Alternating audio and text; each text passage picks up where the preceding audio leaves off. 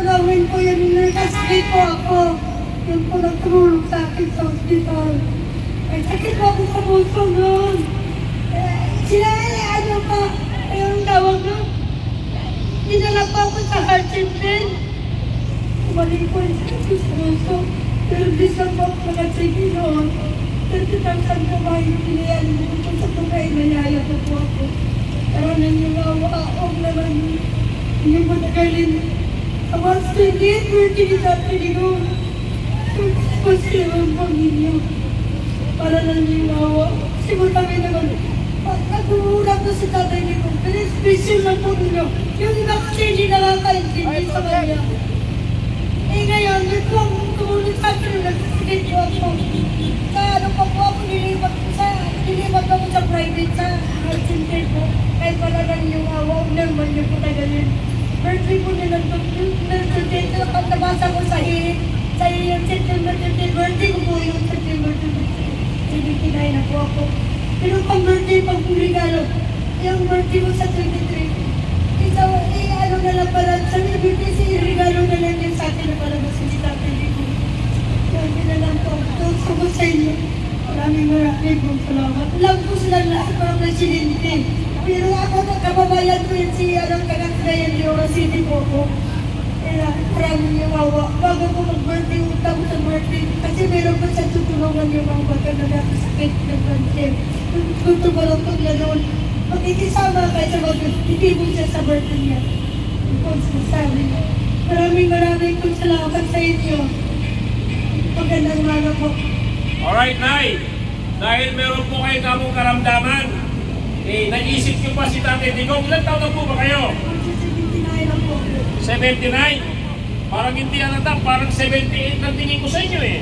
78 ako ngayon. Birthday ko po sa September 15 po. Hihirin na nangyayari ko sa kanil ko. Pagkatapos ko sa birthday ko. Yun na lang po ang tuligan. Sa akin, lagotin yung sitat. Yun lang po, kikiusap ko po sa inyo. Grabe po, di ko ba panawagan ng isang nanay, isang lola, sa kanyang kaarawan, ang regalo po na hinihingi niya ay pakawalan at iuwi si Tatay Digong sa Pilipinas. Hindi na sinabaw. Yun na lang po ang tuligan sa akin. Okay.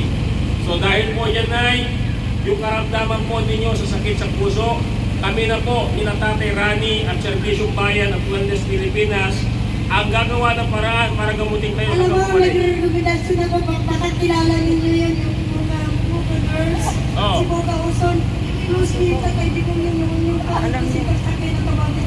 So, totoo talaga yan, kasi dati pinapausan na, sila muna lalaki. Huwag ko kayo mag-alala, Tay. Naririnig po at napapanood po kayo ngayon. Kami po ngayon ay gumagawa ng initiative.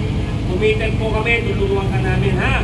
Regalo po namin sa iyo yan at regalo namin kay Tatay Digong. Yung handang tumulong at maglingkod kahit anong oras. Yun ang pangal sabi ni Tatay Digong eh. Hindi daw siya magtipon-tipon sa kaarawan niya.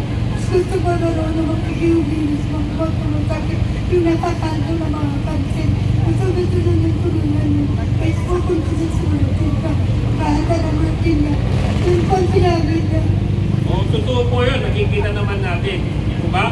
Ginawa pa nga po niya yung bahay niya para magiging gamutan para sa mga bata may cancer. Yung pagkano niya, yung pagkumulan niya, yung taglag ka ng traktado. Yung expression lang po niya, huwag niya yung magbibigyan ng samang gulugan. Ganun lang talaga si Tatay Digong, ang pagmura po, akala nila sila naninimura. Hindi naman yung sinasabi nila, kung taginabaw, wala naman sinabi ng gano'n sila, ang sinabi ng tao, pagpuntak nila. Ganun lang talaga siya. Pero matutulog nung nag-presidente tayo ng lahat mga wala. Nagsisiro mo. Puso mo na, puso mo. May nakalusot na isang mura, binabawi na po namin. Wala po ako sa puso kayo, magaling na po ako. Magaling na kayo! Congratulations! Maraming salamat kay Tatay Digong. Ito pala si Nanay ay isa sa mga natulungan previously ng administration po ni Tatay Digong sa kanyang karamdaman. May sasabihin ka ba? Go ahead. Silang dalaw ni ano, sila ang tumulong sa akin, silang dalaw ni Bongo. Bongo. Kaya sakit sila. Kasi dati, Sa mo Sinder ko po, sa teachers din ka sa ganyan. ang Japan Presidente, tulungin talaga yun. Mapagmura lang po yun, pero expression lang po yun, di ba hindi nakakaintindi talaga. sakripisyo lang talaga ni Tatalibong yun. Hindi ba hindi nakita kalamin sila ng mga kumata. Apo. Ilagusta po ninyo, mga yung kayo. Grabe ka ba? Apo. Babay po, sige na. Babay na. Bye-bye! Maraming salamat po, Nay! Nay, dito muna po kayo sa likod at meron po tayong salo-salo mamaya dyan. Diyan ka muna, ha? Okay, narinig po natin, ha? Simple, kahilingan na irigalo na sa kanyang kaarawan ang pagbalik ng ating Tatay Digong sa Pilipinas. Salamat po, Nay. O sino pa po yung susunod na gusto magsalita? Halika rito, halika rito. Anong pangalan po nyo? Ako po si Jean Duterte ng Barangay Pataasan ng Tigong. Duterte? Yes, tinulungan po ako ni Tatay Digong. At sa akin po, Kapito po na eh. kapitan na si Tatay Ronnie Lubica. Tan, kung nakikita, naririnig mo ako ngayon. Ako yung tinulungan mo. Gusto ko kasi lahat buong Pilipinas, Luzon, Visayas, Mindanao. Isa lang ako ordinaryong tao na nakatira ng Barangay Pataasan. Ang anak ko, si Rindel, nagkasakit ng brain tumor. Wala talaga akong kapera-pera, hindi ko alam kung saan ako pupunta. Sa madaling salita, nakapasok kami. Yung anak ko kasi galing sa Cebu. Ngayon, pinapunta ko yung anak ko dito sa Manila kasi gusto niya ma-opera. Ngayon, pinasok ko siya sa Ritztel. Dahil wala akong pera. Siyempre, lalabang na rin ako sa sarili ko para yung anak ko gumaling. Hindi ko alam kung saan ako na pera ng 274,000 ang bayaran ko sa Ritztel. Ngayon, sabi ko, Bisaya naman po na. Dugo nga, Duterte. So, nagpakilala ako. Nung nagpakilala ako, nabayaran yung 274,000 ko sa Ritztel. Ngayon, nagsabi na yung anak ko kasi kailangan niya talaga na maoperahan. 2 times siya inopera sa SW. Ayan, pumunta na naman niya ako sa presidential complaint. Nagsumulat ako kay tatay. Napabigay ko po kay Sir John. Sir John, alam ko wala ka na sa Malacanang, pinauwi ka na rin. Sa madaling salita, nakapasok ko sa kamay ni Tatay Digong yung sulat ko. Nagpakilala ako. Ngayon tinawagan ako. Pinuntahan po ako ng malasakit sa East Avenue 2 beses. Nagkakahalaga po ng 1 million na higit ang bayaran namin sa East Avenue. Ngayon, andyan, puro camera. Kahit 5 doling hindi ako nakabayad sa East Avenue. Kaya sasabihin nyo, bakit ako panatik sa Duterte? Kasi si Tatay Digong lang ang nakinig sa akin. At that time, nung natulungan niyo ako, pumasok pa rin ako kay Tatay Digong sa Malacanang. Binigay ko pa rin yung sulat ko para makalabas yung matandang 73 years old na nakulong sa Abuyong Lady. Si Hipolito Gulong, may sakit na siya. Pero sa totoo lang, napakabait ni Tatay kasi may sakit ngayon si Hipolito Gulong from Samar, Catbalogan, Samar, na nakakulong po sa Abuyong Lady. Hindi ko ako nagdalawang salita. Pinirmahan ko ni Tatay Digong na makalabas po yung matanda kasi nga may sakit. Tapos, nung makalabas na, ay tama-tama naman, graduating yung anak ko ng civil engineering. Sa madaling salita, yung anak ko nakatapos na dahil doon sa tinulungan ko si Hipolito Gulong continue niya ng pag-aaral. Ito po kung bakit ko sinasabi to. Ito tumatayo ako sa buong Pilipinas na napakabuti talaga ni Tatay sa lahat ng mahihirap. Kaya ganun ko siya kamahal kung bakit nandito ako kahit wala po akong pera. Naghahanap ako ng pera para makapunta ko sa ang rally. Para makita niya ako na ako yung tinulungan niya na hindi siya nagdalawang salita. Hindi ako nagdalawang salita. Binigay niya yung tulong na ngayon, buhay ang anak ko, magpapatunay, buhay na buhay. 2 beses inopera sa SW, kundi sa tulong ni Tatay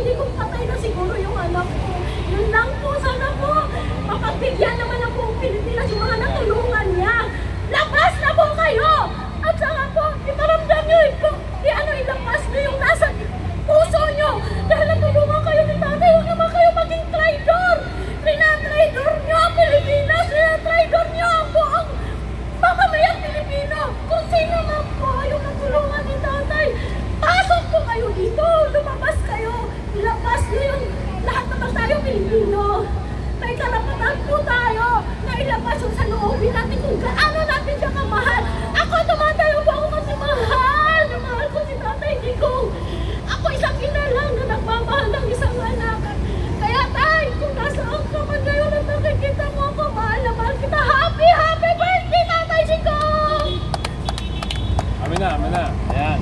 Hey, Roberto. Nananawagan po kami sa lahat ng mga OFW. Malaki po ang ating utang na loob, si Tatay Digong.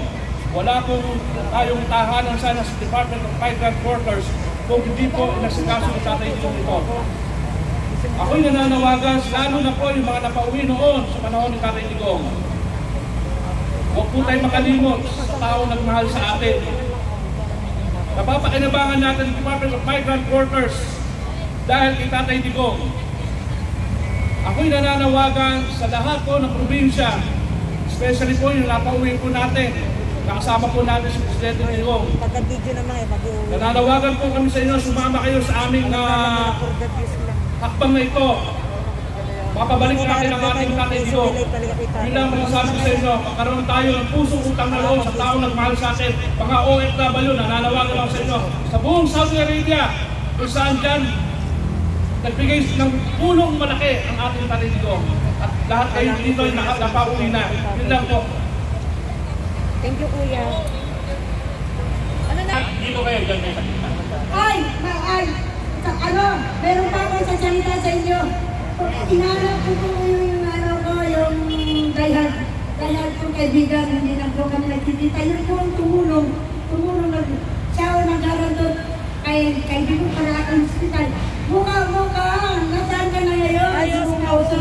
Yun po, sila talaga niya, hindi kong noon. Nagabot po ako doon sa hospital. Kasihan mo? Kasi makakausap na ako. Talaga sa akin, hindi ko. Yung sinasabi niya totoo Kaya lang. pwede sana kung pwede lang po. Regalo na lang po niya sa birthday ko sa September 23, 1940. Ipapagpag sinatanji mo yun lang po ang regalo niya sa akin. Yung pagmumura po niya, expressing na po niya yun. Huwag niyang nilibigin yun kasi mahilig talaga mamura si Tatay ko. Expression po yung hindi nakakaintindi, akala minamura na sila. Pero nung nagkano siya, siya pa nakaupo pa sa presidente, okay naman ang patakbo niya. Okay talaga. Lahat, talaga naman gusto, talaga naman. Eh, di na po, tanda na po sa pwede ko. Ngayon pag inatake yung namatay sa ibang bansa, paano na? Mabuti nang babalikin niyo yung sarili bahay, nakakakulang po pa siya doon sa Davao. Tapos sa sarap ng pagkain niya. Eh, kung doon, kung ka ma-stress lang siya doon, mag-stress, mangangayagan siya lalo doon. Kaya lakas na talaga niya, pauwi na niyo yung pahingayin na niyo yung maganda. Oo talaga. Pang-birthday na lang talaga niyo sa akin sa September 23. Yun naman po nakataon ng pizza ng pagka-hearing niya, pagka-hearing niya. Nakataon po sa birthday ko. Regalo na lang po ninyo si Tatay dito. Iuwi na po ninyo. Maraming po salamat sa lahat. Salamat po. Garo sa ating lahat. Ako po pala si Alina Gomez, taga-Tacloban. Sama. Hindi ako na-invita dito pero dahil sa grupo din namin, yung pangulungan ride, sa akin ngayon lang, pero nakulis sila, nandun pa. Ngayon ako nakahapon kasi nag-aaral ko talaga. Okay, maraming salamat po sa pagpulong-pulong na ganito. Gusto ko sana iparating na noong panahon na hinuli si Tatay Digong, umiyak talaga ako. Kung pwede lang magmura, utangin na talaga ninyo. Pumunta ako ng Terminal 3, hindi ko lang nabutan si Tatay Digong. Gusto ko talaga manggulo doon. Yung araw na yun. So siguro kung nabutan ko lang, yung time na yun lang, may hinatid kami sa Terminal 2. Pagbalik ko, pag-uwi ko, pagbalik ko, nakamotor na ako. Kung hindi ako nakaabot, biniyahin nila si Tatay Digong.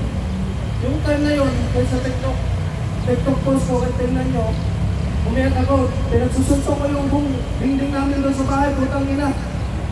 Gigil talaga ako sa panahon na yun. Eh sino bang hindi mag-gigil? Kaya tanda-tanda na. Hindi pa pinagbigyan, tapos yung kausapin si Sarah. Eh pagdating doon sa Little, anong ginawa nila noong pagdating ng ilang araw? Di ba tatlong katanungan lang, di puta kayo? Pasensya na kung hindi ako makapagpigil na magmura dito. Sino bang matutuwa sa ginagawa nyo? Ha? Kahit ngayon, nanginginig pa ako eh. Hoy, Romaldes, kababayan kita, Samar, Waray, putang ina ka. Waray batasas ka. Yun lang, ang sana, kung may due process pa dito sa Pilipinas, sana sinunod yung Article 59, yung panlaban talaga. Bakit hindi nyo sinunod, mga kababayan, dyan sa gobyerno? Bakit? Ha? Talagang politika yung ginagawa nyo kay Tatay Digong. Walang alinlangan yun, yun yung paningin namin. Kaya naman namin ginawa itong mga ganito ngayon. Sana makarating ito sa Netherlands. Kita nyo naman yung ibang bansa pa yung maglilitis ng kaso niya, hindi nga marunong mag-English. Ha? Si Tatay Digong nandito sa Pilipinas, dapat dito linisin yun, mga kababayan. Kaya na, nanggigigil talaga ako, nanginginig ako eh. Hindi ko mapigilan yung luha na ginawa niyo kay Tatay Digong yun. At noong sa panahon ni Tatay Digong, nagpasalamat ako dahil maputang ina mga kaibigan ko, mga drug addict, sumuko sila lahat. Tapos ganyan nilang ninyo. Akala nyo, porque matanda na yung si Tatay Digong. Noong time na yun, kung nakarating talaga ako noon, wala talaga ako doon, kaya pamahuli ako. Kaya pakasuhan nila ako, kaya paikulong ako. Gagawin ko yun. Hindi ko talaga mapigilan yung emosyon ko, lalo na yung nakita ko yung video ni Tore. Kung tayo na mo, Tore, susukan tayo. Oo, hindi ako nagbibiro, Tore. Patay si Trillanes, kung makita kita Trillanes, amuni talaga kita sutukan. Hindi, wala. Hindi nakakatuwa yung ginawa nyo. Walang due process. Kung wala man lang due process, sige na. Hinahamon kayo si Tore, huwag lang barilan, sutukan lang. May paglaban ako dyan. Kasi kung barilan, wala akong baril eh. Lirik agad atras ka pa kaya. Oo, hindi ako. Kasi Bisaya Libay. Hinadlok pamatay.